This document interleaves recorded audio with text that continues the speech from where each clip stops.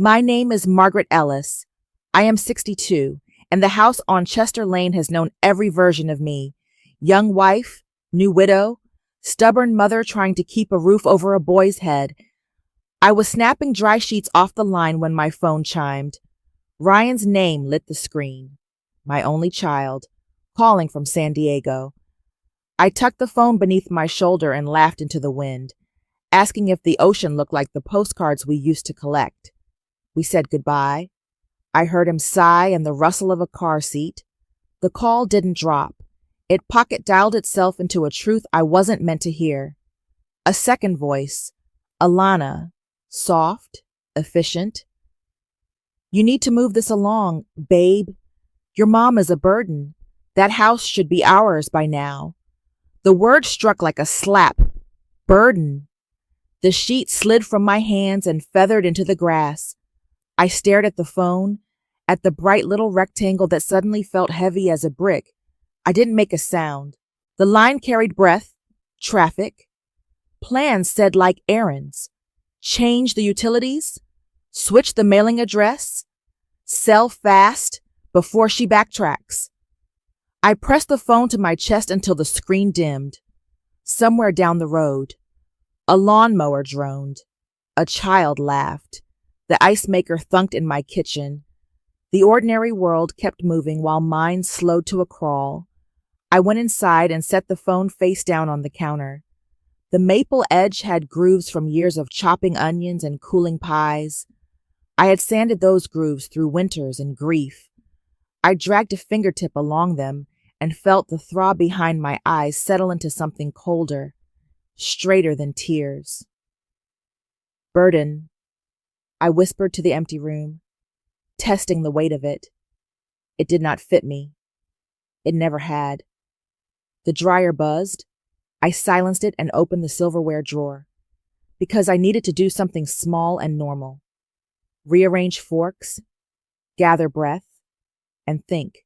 If they saw a burden when they looked at me, then they did not know me at all. And if they did not know me, they would not expect what I could do next. I didn't cry that day. I washed the grass stains from the sheet and watched the suds swirl like a storm in the basin. Then I dried my hands and pulled the blue accordion folder from the pantry shelf, the one that held death certificates and tax returns, and the deed that had my name and my name alone. When Daniel died on Route 29, the state trooper's hat stayed in his hands, like he didn't know where to put it. I remember the way Ryan's cheeks looked too big for his face because he'd bitten the inside to keep from sobbing. I took the insurance check with fingers that wouldn't stop shaking and put it beside the deed on my kitchen table. I told my son we would be okay, and then I set about making that true. I worked nights on the med-surg floor, stocking gloves and walking patients to the bathroom and memorizing their names so they felt seen. On weekends, I poured coffee at the diner on Cross Street, collecting crumpled fives in a jar labeled tuition, please, as a joke that wasn't funny. Every bill I paid, I wrote the date in the corner in neat blue ink. I paid off the roof, the furnace, the fence Ryan broke playing backyard football. That afternoon, after the word I could not wash from my ears, I spread documents like playing cards. Deed. Title policy. The last mortgage statement stamped paid. Utilities. Electric. Gas. Water. My name. My signature. My pulse steady to the rhythm of paper. The key slid under the front doormat as the UPS truck rattled past. On the porch, I sat with a yellow pad and wrote what I knew. Who owned what? Who paid what? Who lived where? I wrote one more line, small and careful. If they call me a burden, they do not get to hold the scale. The sun dropped behind the elms. My phone lay silent on the counter until it chimed again. A message from Ryan, cheerful and thoughtless, a photo of a sunset over water. I stared, then turned the screen face down and went to make tea. They moved in for a few months. That's what Ryan said, rubbing the back of his neck the way he did when he wanted me to agree before I understood. The job market was weird. Rent was insultingly high. Their lease had gone month to month. "It'll help us save for a down payment," he added, not unkindly. I said yes because mothers say yes, even when the yes scrapes. At first, it was sweet. Alana brought a basil plant that made the kitchen smell like July. Ryan fixed the hinge on the screen door without being asked. We ate spaghetti at the table Daniel built and laughed about the time Ryan glued quarters to the driveway to trick his cousins. The sweet went thin. Mail began arriving with their names and my address and a tone that assumed permanence. Bank offers. A glossy flyer from a furniture store addressed to current resident. Alana set a marble tray on the foyer table and started dropping keys there like she owned the surface. Ryan answered the landline and said, "Hello, you've reached the Ellis household," in a way that left out the part where I was the Ellis who paid for it. One morning I came down to find the thermostat nudged to 74 and a new rug unrolled in the living room, white and shaggy, the kind that drinks coffee stains and tears. "Got it on sale," Alana said, bright as a coupon. I thought it made the space feel ours. The pronoun landed with the weight I could hear. Utilities shifted in conversation like furniture no one asked me to lift. "We should change the electric over," Ryan said one night. Casual. "It'll be easier for us to track." He meant for them to track. When I didn't answer, he added, lighter, "We'll take care of everything, Mom." I smiled. I set 2 mugs on the counter and let the kettle sing. The old screen door hissed in the evening breeze. I could feel the house listening to us decide who it belonged to. "Tomorrow," Alana said, tapping her phone. "We'll start with the mailing address." "Tomorrow," I said, and wrote the word in my head like a date. It was a Tuesday when Alana floated the idea with the smile she used on waiters. "We were thinking," she began, sliding a Pinterest board across the table. "The back bedroom would make a perfect nursery. Great light. Close to the bathroom. My back bedroom. The one with Daniel's dresser. The quilt my mother pieced by hand. The little window where winter sun finds the floor in a square." I looked at the pictures. Bamboo mobiles, slate paint, a crib that cost more than my first car. "It's a lovely idea," I said. The sentence tasted like a penny. "We can talk about timing." Ryan leaned forward, eager. "We'll handle the cost. We'll do all the work. You won't have to lift a finger." It was meant to be generous. It came out like erasure. I washed spoons that were already clean. The faucet ran hard enough to drown the part of me that wanted to shout. I saw Daniel's hands, the way I always saw them when things felt slippery. Big, steady, reassuring. "Let's give it a week," I said, turning off the water. "I've got to check some things." That night, after they went for a walk, I opened the file folder again. Deed, again. Tax bill, mine. Utility statements, mine. Lease agreements, none. I pressed my thumb into the paper until the half-moon dented long after I lifted it away. My neighbor Ruth sat on her porch, shelling peas into a blue bowl. I asked if she remembered who handled her closing when she sold the rental last spring. "Coleman and Hart," she said, splitting a pod. "Sarah Coleman's a good one. Went to high school with you, didn't she?" I said I'd forgotten that, which was true and not. I walked home under the kind of sky that pretends nothing is wrong. In the kitchen, I wrote down a name and a time of day and a single sentence to practice in case my voice shook. I need to understand my options. When I turned off the light, I heard Ryan in the hallway say, "She'll come around." Alana's answer was softer and sharper. "She'll have to." Sarah Coleman's office smelled faintly of lemon polish and ink. She rose from behind a stack of folders and hugged me like we were still the girls who shared lockers in 10th grade. Time had lined both of us, but her eyes carried the same clear steadiness I remembered. I laid the folder on her desk. "I need to know what's mine," I said. My voice was calm, too calm, as if the words had rehearsed themselves in my chest. She flipped pages, tapped signatures with her pen.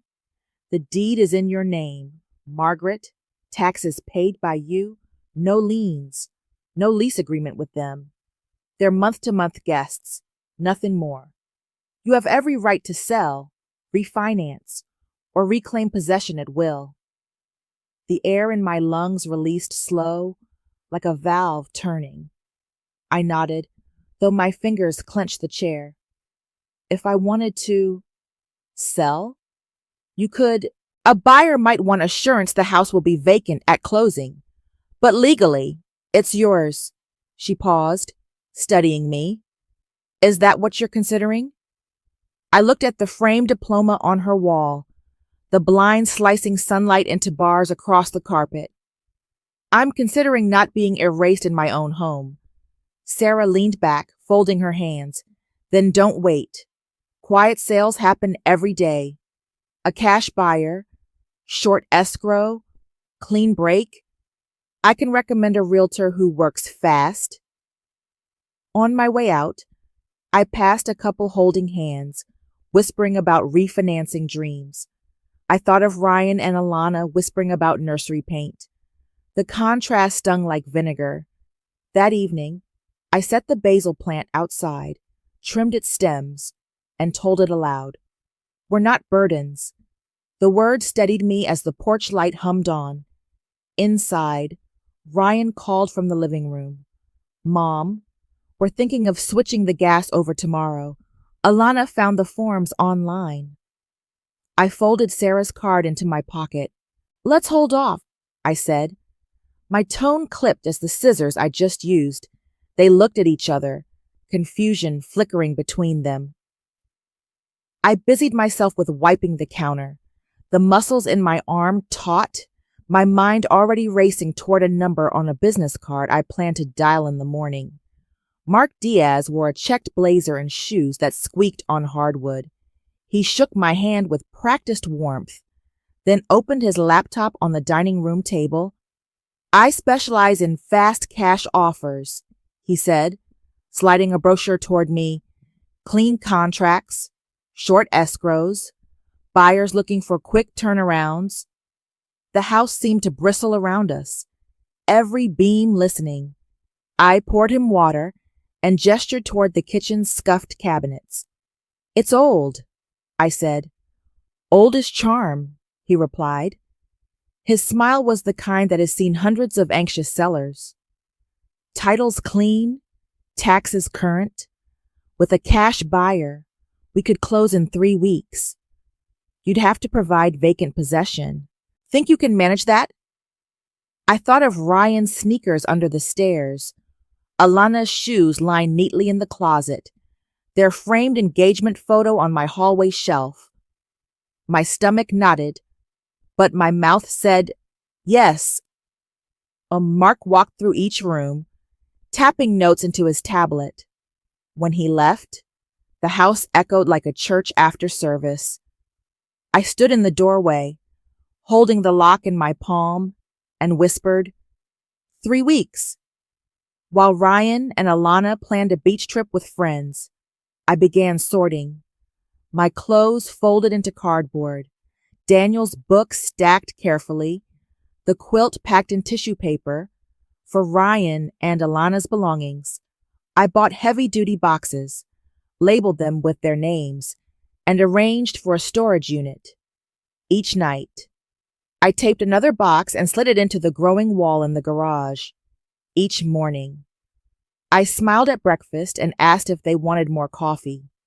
When the realtor called with an offer, below market but solid cash, no contingencies, I accepted without hesitation. The sound of my pen scratching across the contract was sharper than any knife I'd ever used in that kitchen. On the calendar by the fridge, I circled the possession date in red. To anyone else, it looked like a birthday reminder. To me, it was the day I stopped being a burden in anyone's script. I folded the calendar shut and tucked it into a drawer, keeping the secret folded with it. The night before they left for their trip, I pretended to fuss over their luggage. "Don't forget sunscreen," I reminded, slipping a folded towel into Ryan's duffel like I had when he was 10. He kissed my cheek distractedly. Alana tapped at her phone, and soon the driveway was quiet, except for the taillights disappearing down Chester Lane. Silence filled the house like a tide. I dialed the movers the moment the sound of their car faded. By dawn, a truck rumbled at the curb. The men worked with the steady rhythm of people who knew how to carry lives in cardboard. I guided them gently. These boxes to Charlottesville, those to storage under Ryan and Alana's names. I walked through each room, touching walls as if to say goodbye. Daniel's dresser, covered in a sheet, slid down the hallway. The basil plant rode in the passenger seat of my car. I left behind the rug Alana had bought, the marble tray, their stack of wedding albums. On the kitchen counter, I placed a single sheet of paper. In thick, black ink, I wrote, "A burden did this." I set it under the fruit bowl, knowing it would be the first thing their eyes found. By the time the sun rose full, the house stood hollow, but dignified. Floorboards creaked in protest as the last box left. I closed the door with a final turn of the lock, slid the key into Mark's envelope, and taped it shut. The drive to Charlottesville was 2 hours of gravel, shoulders, and farmland rolling by. Every mile put distance between me and the word that had burned into my ribs. When I carried the last box into my new apartment, I sat on the floor among my things and listened to the hum of the refrigerator. It was the sound of ownership, small but mine. I made tea with the kettle I'd packed last, sipped slowly, and let the quiet wrap around me. For the first time in years, the walls belonged only to me. They must have returned on Sunday evening. My phone began vibrating in bursts, voicemail stacking like bricks. At first, Ryan's voice was confused, shaky. "Mom, the house? It's empty. Where are you? Call me back." The next message came sharper. "What did you do? The realtor's sign is in the yard. Tell me this isn't real." Alana's tone joined, clipped and icy. "This is illegal. Margaret, you can't just sell what's ours." Ours. The word echoed in my apartment, absurd against the modest walls I now called home. I let the phone buzz on the counter, each vibration rattling the laminate. I listened, but never answered. By Monday morning, Ryan's voice cracked between pleading and fury. "We'll be homeless, Mom. How could you do this to your own son?" I closed my eyes and heard Sarah Coleman's steady tone. "It's your deed. You're right." I replayed it like a hymn. The messages grew uglier. "We'll take you to court," Alana threatened. "You'll regret this." I brewed coffee, poured it into the chipped mug Daniel once used, and carried it to the window. Outside, the world went on. Students walking to class, a mailman in a blue shirt, the faint sound of church bells. None of them knew a storm howled in my pocket. By Wednesday, the calls slowed, exhaustion seeping into their voices. Ryan muttered, "Please, just talk to me." I saved each voicemail, not for revenge, but as proof of the shifting tide, from entitlement to desperation. On Thursday, an email arrived. Subject, meet, just one word in the body, "Please." I set my cup down and looked around my apartment, at boxes still waiting to be unpacked. I felt the sting of loss, yes, but also the steel of resolve. If they wanted a meeting, it would be on my terms, in public, where the weight of witnesses could hold the air steady. I typed back, Saturday, 11 a.m., Cafe on Main. Then I powered the phone down, slid it into a drawer, and turned back to the kettle, letting the water hiss as though it spoke for me. The cafe on Main was crowded enough to feel safe, the hiss of espresso machines and the clatter of plates covering any sharp words. I arrived 10 minutes early, ordered chamomile tea, and chose a table near the window where daylight could stand witness. My hands curled around the warm mug as I rehearsed silence more than speech. Ryan came first, shoulders tight, jaw working like he was chewing something bitter. Alana followed, heels clicking, eyes sweeping the room as if calculating allies. They sat without asking, their presence cutting across my calm like a blade. "Mom, what were you thinking?" Ryan's voice cracked with anger and disbelief. "That was our home." I held his gaze. "It was my home, and it was my choice." Alana leaned forward, nails drumming on the table. "You blindsided us. Do you realize what you've done? We invested our lives into that house." I reached into my purse and placed my phone on the table. With one tap, the recording played, faint traffic noise, then Ryan's voice, then Alana's, clear as glass. "Your mom is a burden. That house should be ours." The sound seemed to drain color from Ryan's face. Alana's mouth opened, then snapped shut. Around us, spoons clinked, chairs scraped. Ordinary life continued while their betrayal hung in the air. I stopped the playback and slid the phone back into my bag. "I was your mother, not your asset," I said softly. "From this moment forward, I will not fund your lives, not house you, not carry you. Your belongings are in storage. Here's the code." I pushed a slip of paper across the table. Ryan reached for it, then pulled his hand back, trembling. Alana looked away, cheeks tight with fury she couldn't mask. I stood, smoothing my coat. "This conversation is over. I wish you both well, but my life is mine again." The bell above the cafe door chimed as I left. Cold air met my face like absolution. Behind me, their voices blended into the clamor of customers, already swallowed by a world that did not pause for their outrage. Charlottesville unfolded slowly around me, a town of brick sidewalks and old bookstores that smelled like dust and hope. I rented a modest apartment above a florist shop. Every morning the scent of roses and damp earth floated up through my window, reminding me that life could bloom again. I joined a women's circle at the community center, most of them widows or divorced, each carrying stories of loss that sounded different but felt familiar. We shared coffee, laughter, sometimes tears. One evening, while knitting scarves for a shelter, a woman named June said, "Boundaries aren't walls, they're doors. You decide who walks through." The sentence stitched itself into me like thread. At home, I unpacked slowly.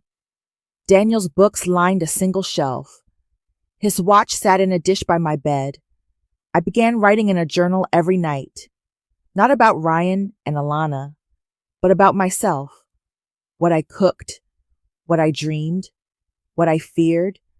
Some days were heavy. I would hear a car outside and imagine it was Ryan come to apologize, to soften the word he'd once spit. The knock never came. Instead, I learned to sit with absence without rushing to fill it. I signed up to volunteer at the church pantry. My hands bagged canned beans and cereal, passed them to mothers whose faces carried the exhaustion I used to see in my mirror. They called me Miss Margaret and thanked me with tired smiles. I went home lighter each time, knowing my strength could be used for kindness rather than defense. One night, while folding laundry, I whispered, "I forgive you, Ryan," not because he asked, but because my chest needed the space. The air in the room shifted, as though even the walls released tension. I wasn't finished grieving, but I was no longer trapped in it. A year passed before I drove down Chester Lane again. Spring had pushed the dogwoods into bloom, their white petals drifting like confetti across the pavement. My hands tightened on the wheel when the old house came into view, but I kept driving until curiosity forced me to slow. The lawn was trimmed, brighter than I had ever managed on double shifts. A new swing set stood where Daniel's tomato stakes once leaned. A little girl squealed as she slid down the plastic chute, her father waiting at the bottom with open arms. Through the front window, I glimpsed curtains I didn't recognize, glowing golden in the afternoon sun. It was no longer my house, and for the first time, the thought didn't stab, it soothed. I pulled over, rolled down the window, and let the laughter of strangers wash over me. They belonged there now, and that was enough. I rested my palms on the steering wheel and thought of Ryan. I didn't know where he and Alana had landed, whether they found another roof or kept chasing entitlement like a prize. I wished them clarity, not punishment. I had carried bitterness long enough to know it was heavier than any box. The road called me forward. I turned the key and headed back to Charlottesville, where the florist's windows glowed with tulips and my neighbors waved as I climbed the stairs. In my apartment, a pot of basil thrived on the sill, green and stubborn. I set down my keys and picked up the basket of canned food for the church pantry, a ritual that gave my weeks shape. As I stepped out again, I caught my reflection in the glass door. Older, yes, but steadier, with lines that told the truth of endurance. I whispered to that reflection, "You were never a burden." Then I walked into the evening light, toward the sound of children on bicycles and the promise of a supper shared with women who understood resilience. The past was a closed door behind me. The future was mine to open, one steady step at a time.